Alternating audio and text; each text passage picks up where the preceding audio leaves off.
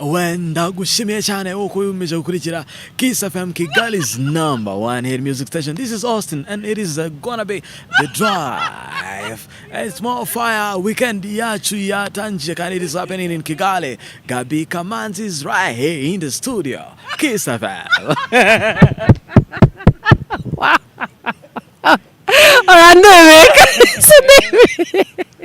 Gabi nibyo koko weekend yari iryoshye cyane ishyushye cyangwa se eti mu Rwanda mu mukino w'amagare agira ngo Tour du Rwanda 2021 ni nako kandi tugaruka ku mikino. Bakunzi ba Gasaro TV tubahaye ikazo murereye impande ndetse tunabashimira mwese mwakoze subscribe na utarayikora. Numwanya mwiza ngo uyikore niba ubona ibiganiro byacu ari byiza cyangwa se nimba bikunyura.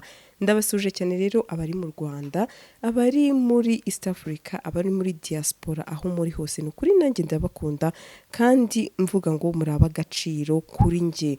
Nkurikije comment zanyu njya mbona ko munkunda kandi mudahwema kungaragariza urukundo. Uyu munsi rero mbazaniye inkuru. Ni inkuru nziza, ni inkuru navuga ngo nzi neza ko iri buze gushimisha imitima ya benshi, ndetse ni inkuru navuga ngo iri buze gutungura benshi, aho navuga ngo ari abakunzi b'uyu musore ngiye kubabwira, ndetse ari n'inshuti ze zimwe na zimwe zatunguwe. Uwo nta wundi ngira ngo baze amazina yawe yose, njya mbyibazaho kabisa. Amazina yawe yose ni ayahe? Amazina yanjye nitwa Jules William Niyitegeka. Hanyuma ayakazi nitwa Julius Chita. Umusore bita Chita Magic. Chita rero akaba afite televiziyo ye yitwa Chita Magic TV. Ariko se tutaragera yuko afite iyi televiziyo Chita mbere ese yari muntu ki?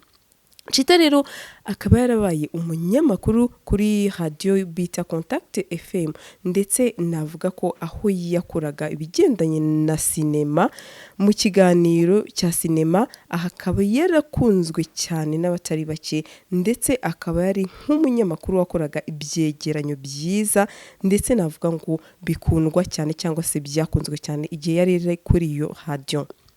Uretse rero kuba yarakoze kuri radio, yakoze nk'umunyamakuru wandika inkuru. Iba akaba yarabivuyemo ndetse agashinga YouTube channel ye ariyo kuri ubu yitwa Chita Magic. Ndetse reka mvuge ngo amazina ye y'ukuri ni Niyitegeka Jules William, yiswe n'ababyeyi be papa we cyangwa se mama we. Rero reka mvuge ngo kuri uyu munsi uyu musore akaba barizwa kuri Chita Magic, ari nayo akoraho ndetse ari nawe nyirayo. Tukababwira ko rero kuri ubu tubazaniye inkuru nziza, ni inkuru ishimishije, ni inkuru navuga ngo iri buze gukora ku mitima ya benshi we, aho nawe amaze gukubita igifunguzo cy'ubusiribateri hasi ati ndi Niyitegeka Jules William, ntago njya nkina, nanjye mfashe icyemezo nk'abandi bagabo bose. Uyu munsi rero impamvu mwumva mvugana ibyishimo cyane, ni inkuru nanjye numvishije, numviranshimishije, ndetse ntago nareka kuvuga ko nabari kuyumva nzi neza ko afite inshuti nyinshi ziherereye ku migabane yose y'isi muri buze gushimishwa n'iyi nkuru. Rero uyu musore wanyu nakoreka muha ibyubahiro bye, kuko kuri uyu munsi yamaze kuba umupapa cyangwa se umugabo. Uyu munyamakuru rero akaba yaramenyekanye nk'umunyarwenya, ndetse benshi bamuzi yuko ari umusore wigana amajwi y'abantu, aho yigana ba Meddy, harimo ba Costin, ndetse n'abayobozi bamwe na bamwe. Ndetse navuga ngo benshi bikaba byari mu bintu bamukundira. Kuri ubu rero akaba yamaze gukora icyo bita ubukwe n'umukobwa mwiza cyane witwa Batamuriza Yvette, ndetse urukundo rwabo bakaba bari barumazemo imyaka 3. Urumva ko rero ni imyaka myinshi, reka mvuge ngo bari bamaze igihe kinini mu munyenga w'urukundo, ndetse aho benshi bagiye bavuga ati Chita ise yabafite umukunzi, aho wenda bamwe na bamwe bagiye bibaza ibintu ati se Chita yabakundana nande, ariko Chita akababera ibamba ati njyewe Chita Magic ntago njya nkina, nzabatungura kandi muzatungurwa koko. None kuri uyu munsi reka mvuge ngo turumiwe koko, yari yarabivuze none turumiwe. Uyu musore rero ntago nareka kuvuga ko ari umusore wamamaye cyane ndetse ntabwo nareka kuvuga ko yakunzwe n'ingeri nyinshi bitewe n'ibiganiro bimwe na bimwe yagiye akora byakoraga ku mitima ya benshi ndetse aho benshi bajyaga bamubwira ati tuzagutumira uze utwiganira amajwi ariko ntabwo nareka kuvuga ko no mu buzima busanzwe ari nka MC ukora mu bukwe cyangwa se ukora mu birori bigiye bitandukanye. Rero reka njye mu nkuru neza nyirizina. Ku munsi w'ejo byari ku munsi wa 4 tariki ya 3 Kamena umwaka wa 2021 ubwo n'uyu mwaka turimo nibwo aba bombi bemeranyijwe kubana akaramata bahamye isezerano ryabo imbere y'amategeko y'u Rwanda. Reka mvuge gutyo, iyo mbivuze gutyo rero nuko bose hagati yabo ari uyu mukobwa mwiza nkuko muri kumubona witwa Yvette batamuriza rwose. Reka mbwire Chita ati ntuzamurize uyu mukobwa cyangwa se uyu mudamu wawe rwose kuko byamaze kwemerwa, ubu ngubu ni madamu Jire. Uyu muhango rero ukaba warabaye ku isaha ya 6 zo ku wa 4 mu murenge wa Kimihurura mu karere ka Gasabo mu mujyi wa Kigali ndetse aho gitifu yabahaye umugisha. Chita na Yvette rero bagiye kubana akaramata. Reka mvuge ngo nk'umugabo n'umugore nyuma y'imyaka 3 bakundana. Urukundo rwabo rero aba bombi ari uyu mugabo witwa Chita ndetse n'uyu mukobwa bita Yvette ntabwo rwakunzwe kuvuga mu itangazamakuru ndetse aho Chita bajyaga bamubaza ati ese waba ufite umukunzi, agaseka ndetse akababwira ati igihe nikigera muzabimenya. Ariko kuri uyu munsi koko nkuko yabivuze ati muzabimenya birangiye koko tubimenye ndetse Chita avuze ati njyewe nka Chita Jire William nkaba negukanye uyu mukobwa mwiza iki kizungerezi cyanjye rwose nkuko muri kubibona, ati nkaba ngiye kwitwa bwana nawe ndetse reka mvuge ngo akitwa madamu. Ndetse akenshi ntago nareka kuvuga ko benshi batunguwe aho batatekerezaga ko ubukwe bwe, ariko reka mvuge ngo na Yesu yaravuze ati nzaza nk'igisambo. None Chita nawe rero reka mvuge ngo yunze mu rya Yesu we Rero reka mvuge ngo nyuma yo gusezerana imbere y'amategeko biteganyijwe ko ubukwe nyirizina buzaba muri Nyakanga ndetse ku itariki 2. Reka mvuge ngo invitation zikaba zaramaze no kugera hanze rwose, binavugwa ko bazasezeranira kuri Regina Pacis. Rero ni ikintu cyiza ndetse ni n'ibintu navuga ngo bishimishije. Nzi neza ko uyu mugabo afite abakunzi batari bake, iki gikorwa bari buze kukishimira ndetse benshi bakakira n'uyu mukobwa. Ndetse isaha tukaba dufite n'amakuru ko Chita yari yaragiye kwa nyirabukwe we, reka mvuge gutyo, ariko ibintu byose bikaba byarakoze mu ibanga, naho uyu mugabo yateye iva ariko ibintu bikaba byarabaye mu ibanga hagati y'aba bombi batarigeze bashaka kubishyira mu itangazamakuru.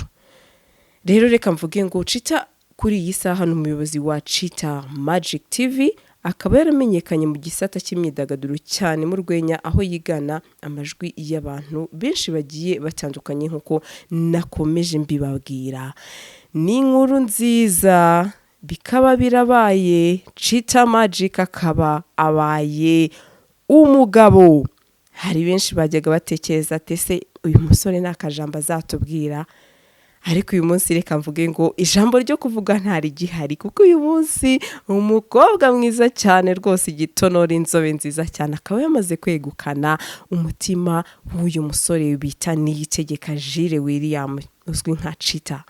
Rero reka mbabwire ngo ni ibintu byiza cyane, ni ibintu bishimishije cyane, ntago nareka kuvuga ko ndetse ari n'ubutwari agize bwo kuvuga ati reka nanjye ubusiribateri imbuteye ishoti, aho nabera umusiribateri ati reka nanjye numve uko abapapa n'abamama burya bijya bimera ati njya mbyumva, ariko noneho kuri uyu munsi nanjye reka mfata icyemezo niyambure icyo bisuziribateri, nanjye menye uko kubyuka mu gitondo ukareba umudamu wawe mu maso uko bimera. Rero reka mvuge ngo ni ibintu byiza binashimishije cyane, aho navuga ngo iyi ni inkuru nziza cyane, ntago nabahisha ko ndetse n'uyu mugeni uri kwitegura kuba umugeni twavuganye, kuko uyu munsi deja byamaze kurangira aho yamaze kuva mu murenge. Burya reka mvuge ngo isezerano rya mbere riba ryamaze kurangira, kuko ubu ngubu nawe yavuze ati ubu nanjye nabaye umugabo nk'abandi bose.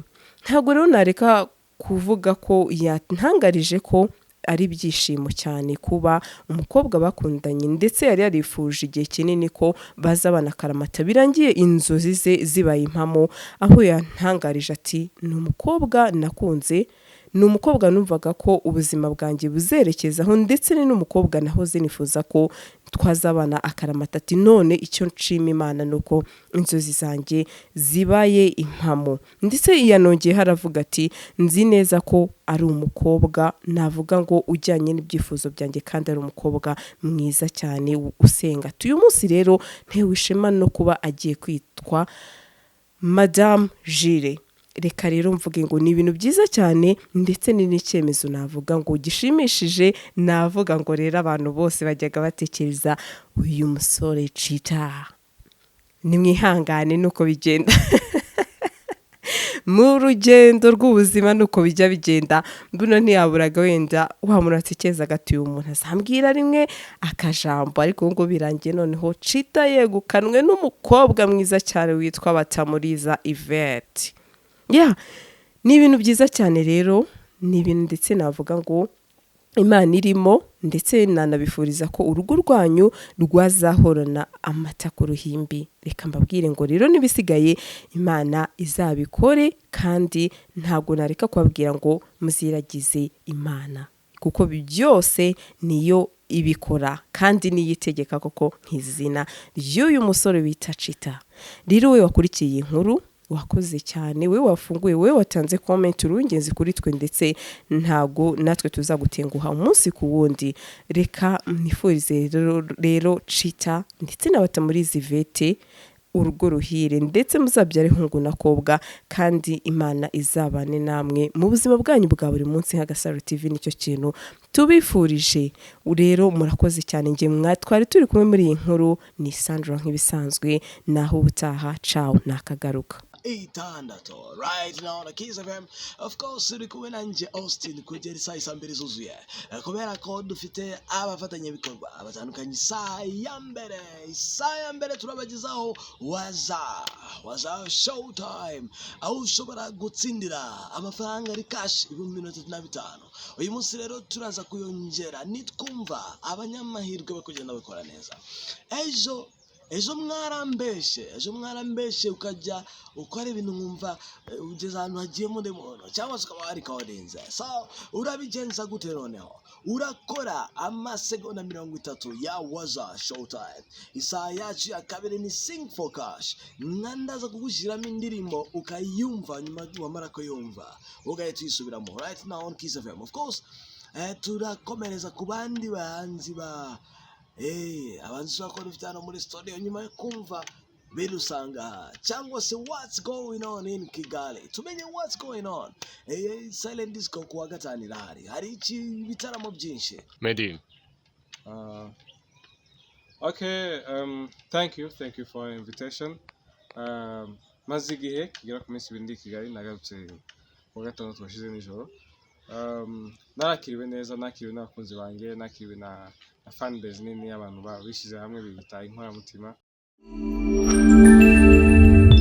Gasaro TV.